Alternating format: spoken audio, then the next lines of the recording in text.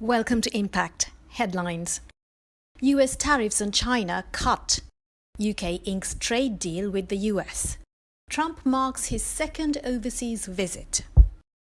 After multiple rounds of discussions, the US and China have agreed to cut tariffs by a significant 115% for 90 days. Under the deal, China will face a reduced tariff of 30%, down from 145% previously. During the tariff pause, both nations are expected to work on broader trade agreements to reduce tariffs further. Following this deal, JP Morgan raised China's growth forecast to 4.8% from 4.1% previously. The deal is expected to ease any supply constraints between the two nations. Impact on Sri Lanka. A strong Chinese economy is crucial for foreign direct investments and tourism. Therefore, reduced tensions with the US could boost Chinese investments and tourist inflows to Sri Lanka. China has been a key investor in large-scale projects such as the Colombo Port City and remains Sri Lanka's sixth largest tourist source market.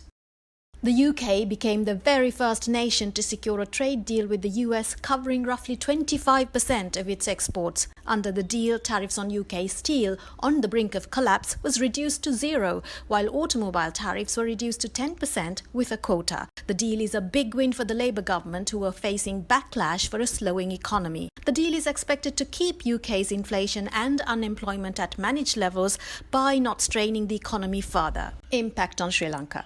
The recent trade deal with the US will ensure stable economic conditions and low inflation in the UK. This will help boost demand for Sri Lankan goods and tourism. The UK is Sri Lanka's second largest export and third largest tourism source market. In 2025, over 60,000 UK tourists are expected in Sri Lanka.